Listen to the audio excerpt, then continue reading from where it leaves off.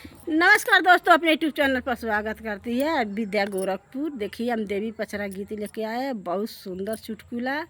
आप लोग पसंद करी तो लाइक शेयर सब्सक्राइब करिए। सब दीदी भैया सपोर्ट करके आगे बढ़ाया, वैसे हमारा भी सपोर्ट करके आगे बढ़ाया। देखिए देवी पचरा गीत लेकर हम लोग दोनों लोग आए हैं। हमारा अम्मा मनो हमारा अम्मा को सीखा मनो गाना है, हम वहाँ से लेकर आए हैं तो हम गा रहे हैं। अगर आप लोगों को पसंद पड़े जरूर प्यार दुलार देना, आगे बढ़ाना। शेर पर सवार होके दुर्गा मैया हो गंवार लोगवाना, माई के मारा मोना बूझे हो गंवार लोगवाना, माई के मारा मोना बूझे हो गंवार लोगवाना, बूझे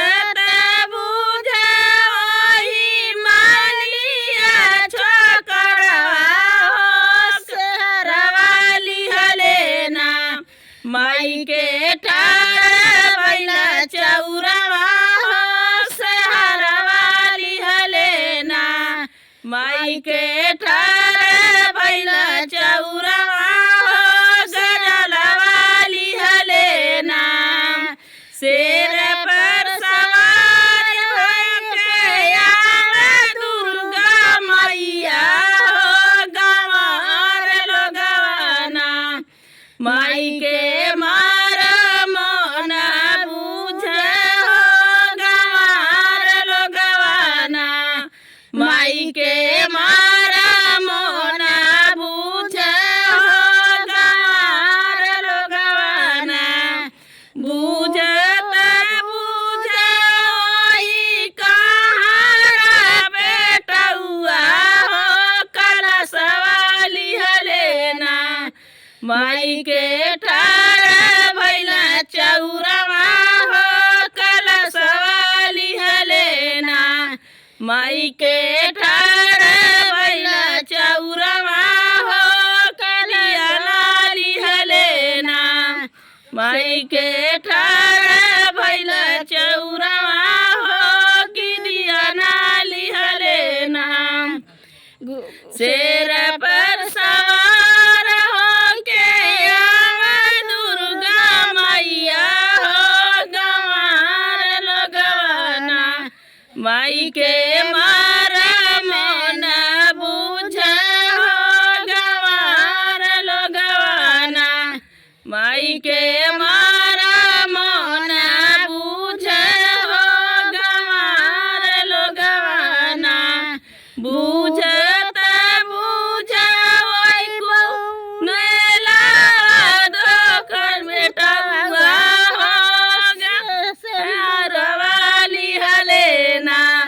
माई के ठाड़ भैला चौरवा हो सिंदूरवा लिहलेना, बूझत बूझे वही बाजे जवात पुतवा हो सुनरिया लिहलेना, माई के ठाड़ भैला चौरवा हो चुनरिया लिहलेना, माई के ठाड़ भैला चौरवा हो चुनरिया लिहलेना।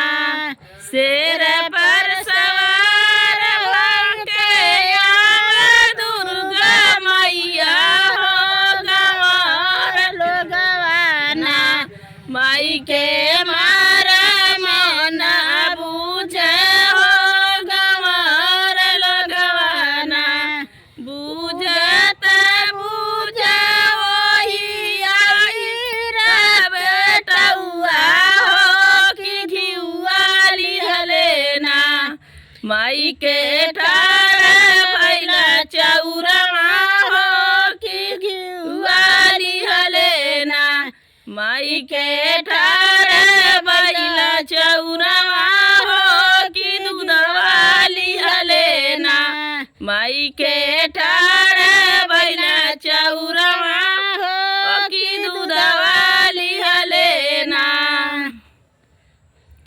देखिए दोस्त, ये गीत बहुत मेहनत से हम लोग बनाए हैं, आप लोग जरूर ध्यान दीजिए।